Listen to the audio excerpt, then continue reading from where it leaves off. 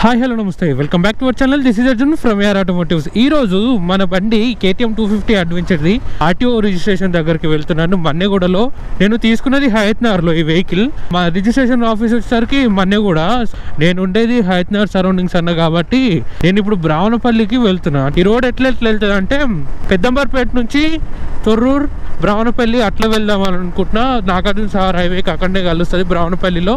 ఈ right సైడ్ది Munganur, left రోడ్కి వెళ్తే ఇక్కడ వెళ్తే ఇటు తొర్రూరు వస్తుంది. తొర్రూరు నుంచి మళ్ళీ సంగి రోడ్, కోయడ రోడ్ కలుస్తాము. కోయడ రోడ్ నుంచి మళ్ళీ బ్రావనపల్లికి వెళ్ళిపోతాం.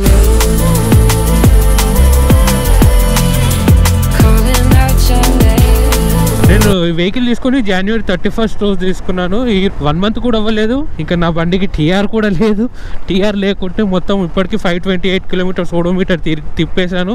ఇంకా తక్కువనే అనుకో. నేను వేరే వెహికల్ ఉండే కదా సిటీ డీలక్స్, దాని మీద తిరిగాను ఎక్కువ. ఇది ప్రజెంట్ ఏదైనా లాంగ్ వెళ్ళినా, ఏదైనా వేరే షూట్స్కి వెళ్ళినా అటు తీసుకెళ్ళేది. ఇదంతా తొర్రూరే, పాతూరు అంతా. ఇగో ఇదంతా పొలాల నుంచి ఇక్కడ ఎస్టేట్ అయ్యింది. ఎదురుగా కనిపిస్తుంది. ఈ రోడ్ వచ్చేసరికి రైట్కి వెళ్తే మున్గనూరు కొత్తూరులో పోతుంది.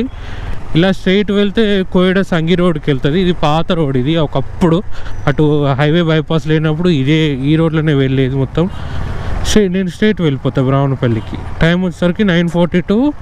ఈ బండి తీసుకోవడానికి నేను చాలా రీజన్స్ ఉన్నాయి ఈ వెహికలే చూస్ చేసుకోవడానికి. ఇటు వెళ్తే కోయడ, సంగి, ఇలా నేను స్ట్రైట్ వెళ్తున్నాను. ఇది బ్రావనపల్లి ఊర్లోకి వెళ్తుంది. బ్రావనపల్లి నుంచి మళ్ళీ స్ట్రైట్ వెళ్తే ఔటర్ రింగ్ రోడ్ వస్తుంది. మళ్ళీ అటు ఇబ్రహంపట్నం వెళ్ళొచ్చు. నేను ఊర్లోకి వెళ్ళి రైట్కి టర్న్ తీసుకుంటాను. రైట్కి టర్న్ తీసుకుంటే బ్రావనపల్లి వస్తుంది. ఎటు తుర్కెంజల్ క్రాస్ అయినాక వచ్చే బ్రావనపల్లి ఊరికి వస్తాము. అక్కడ నుంచి మళ్ళీ లెఫ్ట్ నాగార్జున సాగర్ హైవేకి వెళ్తే మన్నెగూడకి రీచ్ అవుతాం మనం. ఈ బండిని ఎందుకు చూస్ చేసుకున్నానంటే దానికి రీజన్స్ ఉన్నాయి.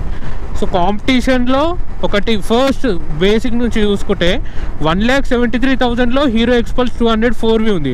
బట్ నాకు నచ్చిన విషయం ఏంటిదంటే అది సన్నగా సీట్ ఉంటుంది. అదేదో బక్కపల్సగా ఉన్నట్టే ఉంటుంది. సెకండ్ ఆప్షన్ వచ్చరికి KTM 250 adventure. Third option royal Enfield Himalayan 411 discontinue అయిపోయింది. నేను ఈ వెహికల్ చూస్ చేసుకునేటప్పుడు 450 హిమాలయన్ వచ్చింది. Fourth KTM 390 8V. బట్ నేను ఇవన్నీ వదిలేసి 250 అడ్వెంచర్ తీసుకోవడానికి రీజన్ ఉంది. ఏంటిదంటే ఈ హీరో ఎక్స్పల్స్ ఏమో సన్న సీట్ ఉంటుంది, సన్నగా ఉంటుంది. నేనున్న సైజ్కి నాకు అది సూట్ అవ్వదు.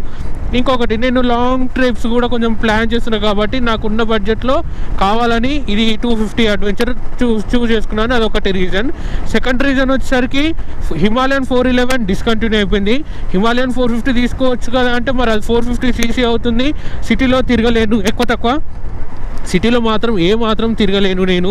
ఎందుకు అంటే ఆ ట్రాఫిక్కి వచ్చే మైలేజ్ 450cc అయినా KTM 390 అడ్వెంచర్ అయినా నేను తిరగలేను. సో అది రీజన్. 250 అడ్వెంచర్ అనుకో, 390 అడ్వెంచర్ సీట్ ఉంటుంది, లాంగ్ టూరింగ్ చేసే సస్పెన్షన్ ఉంటుంది, కంఫర్ట్ ఉంటుంది, వెరీ రిలయబిలిటీ ఉంటుంది. ఎక్కడ వెళ్ళినా ఈ KTM పార్ట్స్ అనేది దొరుకుతుంది. ఏ జుగాడ్ అనేది చేయొచ్చు బజాజ్ది. ఇంకొకటి సుజుకి V-Storm 250 ఉంటుంది.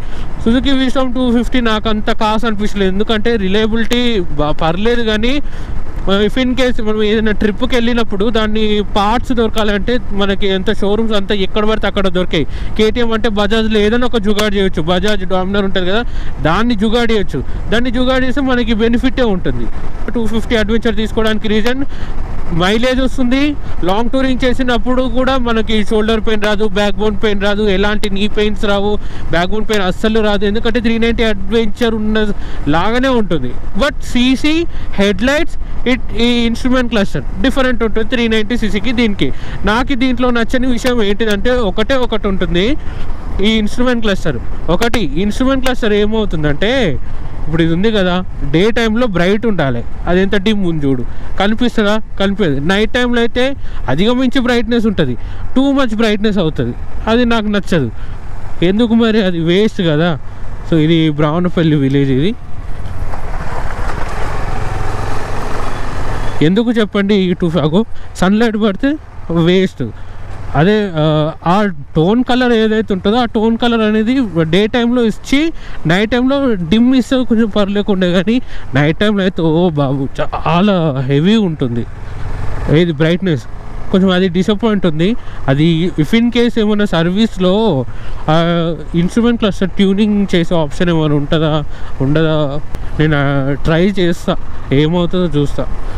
390 అడ్వెంచర్ తీసుకోకపోవడానికి రీజన్ ఏంటిదంటే మైలేజ్ రాదు. సిటీలో టూరింగ్ చేస్తే 28, ఆబ్వియస్గా 28 వస్తుంది.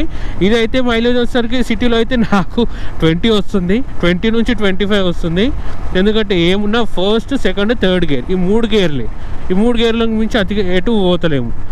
నాకు కావాలి అప్రైజింగ్ హ్యాండిల్ బార్ కావాలి, వైడ్ హ్యాండిల్ బార్ కావాలి, షోల్డర్ పెయిన్స్ రావద్దు, ఎంత ఆఫ్ రోడ్ చేసినా నాకు బ్యాక్ బోన్ పెయిన్ రావద్దు అన్నట్టు ఈ బైక్ని నేను చూస్ చేసుకున్నాను. అది రీజన్ ఈ బైక్కి చూస్ చేసుకోవడానికి.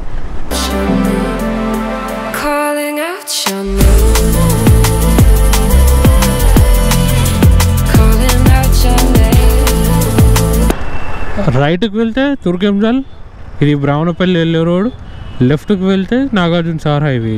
ఓ షిట్, ఇదే ఆర్టీఓ ఆఫీస్, ఇదే యూటర్న్, ఇట్లా వెళ్ళాలి. యూటర్న్ ముందుంది. నేను ఒకటే ఫిక్స్ అయిపోయినా, ఈ వెహికల్లో ఫ్యూయల్ ఫిల్ చేపిస్తే తెలిసిన ఇండియన్ ఆయిల్, లేదు అంటే భారత్ పెట్రోలియం, ఇవే. ఇక అంతకంటే మించి ఎక్కడ పోదాల్చుకోలేము. హంటరా ఎస్డి అడ్వెంచర్ 334cc. నా హిమాలయన్ 411 అయినా అదే, ఎస్డి అడ్వెంచర్ అయినా అది, రెండు ఒకటే. అంత కాసు అనిపించలే.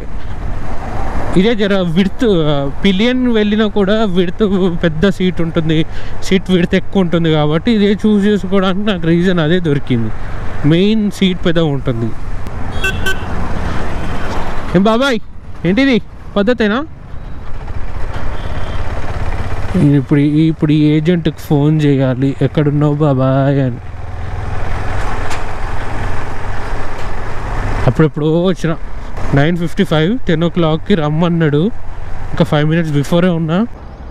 వస్తుండంట, ఇంకొవ్వరు రానట్టుర్రు.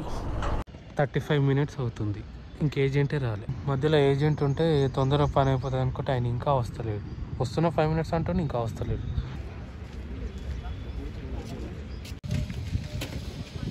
ఇక్కడ ఆర్టీఓ వర్క్ అయిపోయింది, డైరెక్ట్ ఇంటికే వెళ్తున్నాను. 15-20 daysలో నేను డైరెక్ట్ ఏజెంట్ దగ్గరనే తీసుకుందాం అనుకున్నాను ఆర్సీ కార్డు. లేదంటే 45 days ఏమో టైం పడుతుంది అన్నాడు. ఇచ్చిన ఎంతో కొంత ఆయనకి. వీడియో కానీ నచ్చినట్టయితే ప్లీజ్ లైక్ చేయండి, షేర్ చేయండి, సబ్స్క్రైబ్ చేయండి. పక్కన ఉన్న బెల్ ఐకాన్ ప్రెస్ చేస్తే ఎవ్రీ నోటిఫికేషన్ మీకు అప్ టు డేట్ ఉంటుంది. Thank you, bye.